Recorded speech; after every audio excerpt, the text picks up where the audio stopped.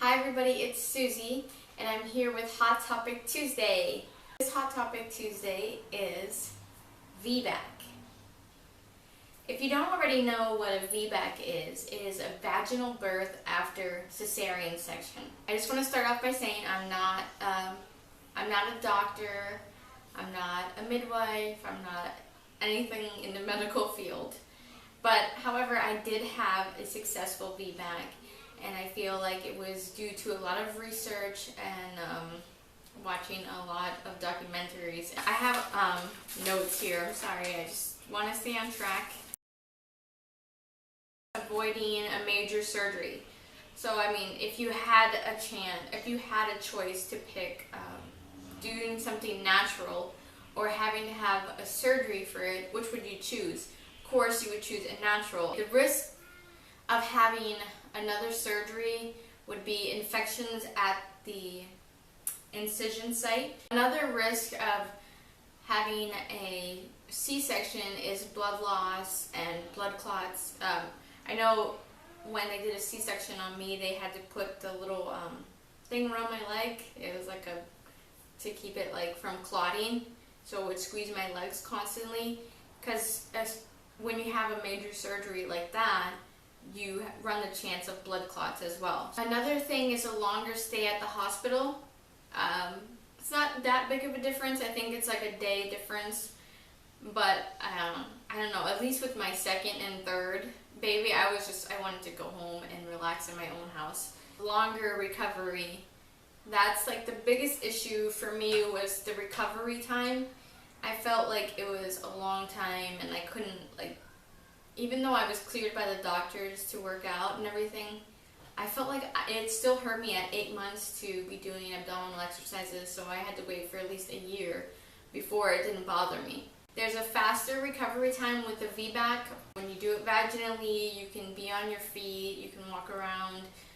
I mean, I remember when I had my C-section with my second baby, it was hard for me to even laugh. It hurt so bad. And you don't want that. You want to be able to enjoy and laugh and have a good time with your newborn baby. Another thing about choosing a vaginal birth would be it depends on how many children you want to have.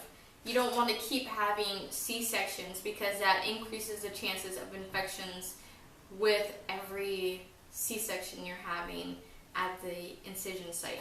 Another risk of having a repeat C-section is that the babies don't get to travel through the birth canal. And when they do, when they squeeze through the birth canal, that actually it'll clear out the baby's lungs. So that's interesting. So it's a small chance that babies who are born with C-sections could have respiratory issues because the lungs aren't cleared out. The most common risk that doctors say is a uterine rupture. What is a uterine rupture? The uterine rupture is when the scar from your previous C-section tears open, and it can be threatening for both mother and or the baby. You should know that the risk is only about 0.2% through 1.5%, but usually they say less than 1% chance of uterine rupture. When I was choosing to have a VBAC, I did a lot of research on if I was a good candidate for a VBAC. Here's some of them. When you have a horizontal incision instead of a vertical incision from your previous C-section, they say that the horizontal one is what makes you a good candidate. Now, keep in mind that what is on the outside on your belly, that scar, might not be the same as what they did on your uterus. So even though you have a horizontal incision on your belly, they might not have done the horizontal incision on your uterus. So you might want to check your medical records or have your doctor check into your medical records and see what type of incision was made on the uterus itself. Another thing that makes you a good candidate is if you haven't had any other uterine surgeries, no other uterine ruptures, and no medical conditions such as placenta previa. You're a good candidate if you have normal sized babies. So when you have a large baby, it might be a little bit more difficult to have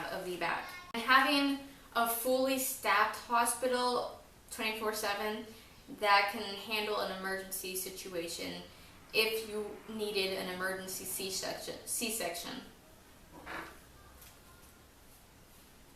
With the uterine ruptures, they say that it's most common during active labor, and I think I read somewhere that it was between 6 to 8 centimeters that a uterine rupture is most likely to occur. The things that work against having a successful VBAC is being an older mom, having a high body mass index, having a large baby, going past your due date, and it being 18 months or less since the previous surgery. In my opinion, I feel like women are scared into having repeat C-sections. I understand that there are medical conditions that could call for a repeat C-section, but I feel like most of the time it can be a VBAC.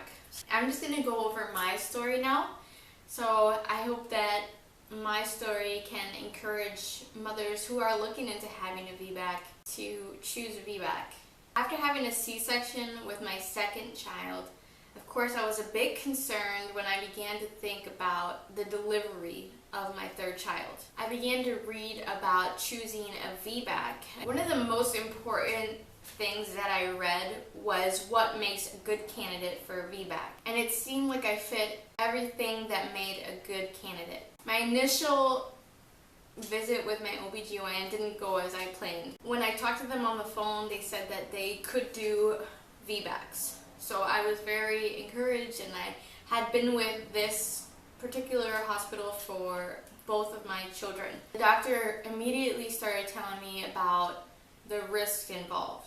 She mentioned uterine rupture quite frequently and made it seem like a bigger risk, like it was like more possible to happen than not. She didn't make it seem like the ideal choice for me and suggested that I did a repeat C-section. I was always one to heed the doctor's orders, so I went home that day and I was set on having a repeat C-section. I was like, no way am I going to put my baby in danger of death.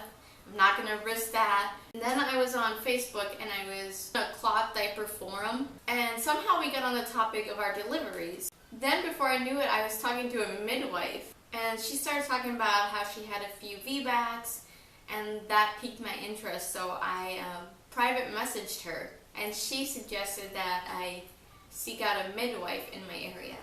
She assured me that I could do it as long as I'm healthy, and thankfully me and my baby were healthy. So fast forward to full term, my midwife gave me the option to induce before my due date, and that kind of made me a little bit concerned because I did read about Pitocin, and I read about when you're trying to have a VBAC, they recommend not to be induced because they say that it increases the chances of a uterine rupture.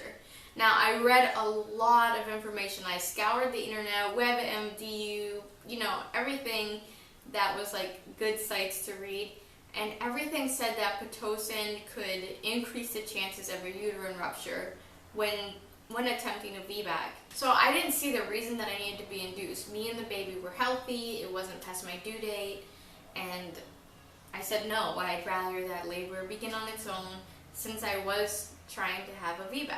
Then she explained that if I didn't go into labor 3 days after my due date, then she would have to transfer me to a different physician. Forgive me for looking, if you see me looking off to the side, it's because my notes are on my computer here. It's fine with me if she chose to transfer me to a different physician. I was kind of, my decision was if they were going to induce me and that would increase the chance of a uterine rupture, then I'd rather just have a C-section. But I didn't want to go that route. So obviously I was reluctant and kind of nervous to go past my due date. So the day before my due date, I went to the hospital because I was feeling a lot of pelvic pressure, but I wasn't getting contractions. When I went in, it turned out it was just false labor. And then my midwife asked me again if I wanted to induce. So I refused, and I even asked her what she wanted to use to induce me, and she told me Pitocin, so I automatically said no. I was just really fed up that they were trying to induce me, and not letting my labor begin naturally. Well, let me just tell you, she dropped me because I refused to be induced. So instead of waiting 3 days after my due date to drop me, she dropped me right there at the hospital the day before I actually went into labor. So the next day I went into labor, and I went in there, and I didn't even know who my physician was going to be. I had no idea. So I was a little reluctant to even go to the hospital, but I did. Dealing with contractions very well, and I met my new doctor at the hospital, and he was very understanding that I did not want to be induced, because he saw that my labor was already beginning on its own.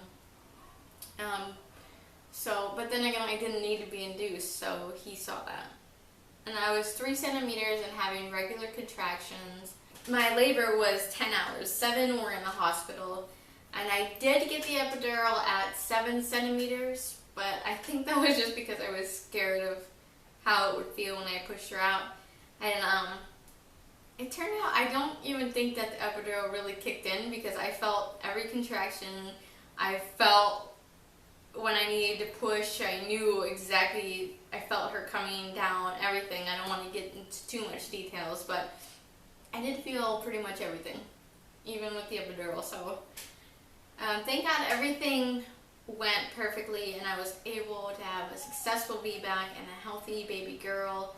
Recovery was so much better this time around than with the C-section. I was able to be with my baby immediately after. I would suggest for women who do want a VBAC to really just believe in your body. Let me just tell you, if you are in the process of going to try a VBAC, you're pregnant and you're toward the end, it's a difficult decision, because you do start thinking, what if a uterine wall does rupture, and all these things start coming to your head. But honestly, I believe in God, and I believe in prayer, and I believe that nothing happens without God allowing it to happen. And I felt like this was the decision for me. You know, regardless of how the baby's born, whether it be C-section, whether it be a vaginal birth, I mean, nothing can take away that you have your baby in your arms. Like, that feeling is just a beautiful feeling. So whether it's a C-section, whether it's a vaginal birth, it's still an amazing feeling. One of the things that really helped me to make my decision was watching More Business of Being Born. I think it's by Ricky Lake. So definitely check out that documentary, because it really opens your eyes to a lot of things that maybe you didn't see in your research. Do your research on Pitocin. Do your research on successful VBACs. For the most part, it is your mentality, and you're like, I'm gonna take this on, because doctors, nurses will try to scare you. I know it firsthand. When I was in the hospital, they started trying to scare me into using Pitocin and being induced, and it wasn't something that I wanted. It wasn't the choice that I wanted, and I stuck to my guns. And even the doctor was like, wow, you did it. You know, you didn't want Pitocin, and you did it without Pitocin. And so I really encourage you to do your research and know, going into the hospital, what choices that you want and what would make you say, okay, I'm gonna do a C-section, or no, I'm not gonna do a C-section. And if you can, stay clear of Pitocin. That's all I have to say. You know, my doctor said that my research was incorrect, that he didn't know where I was getting my information from, and that's okay, that's his opinion. But I do trust all the research that I did, because I did do extensive research on Pitocin. So that is my VBAC story, and I hope that lets you see a little bit of why I chose a VBAC as opposed to a repeat C-section. And you know, if you really want a VBAC, then I encourage you to find the right physician for you, because if they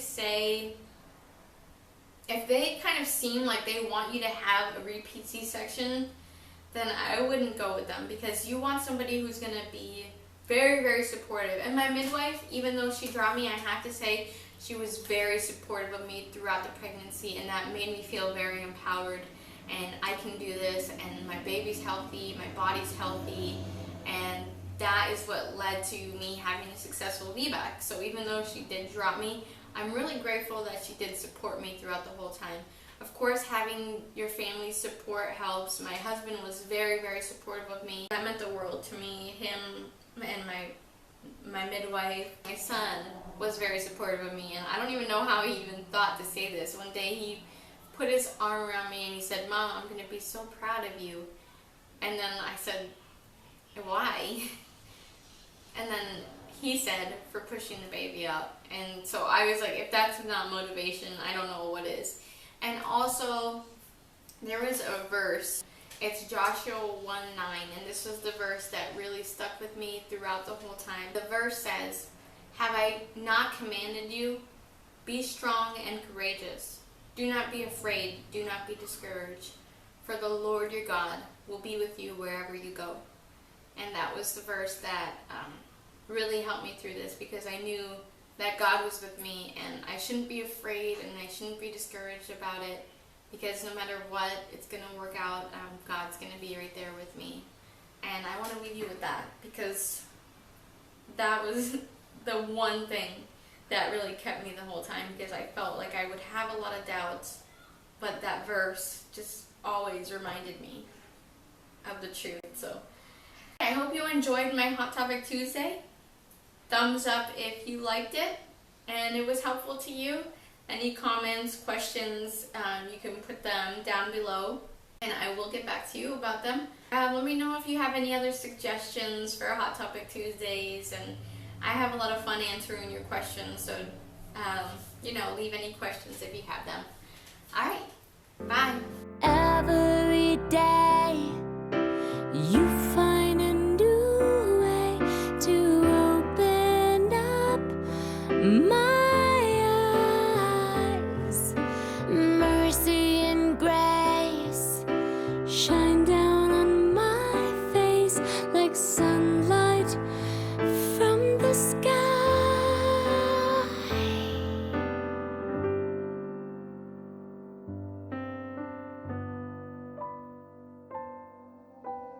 Good morning, sunshine. Where will you take me? There's mountains to climb and so much to see.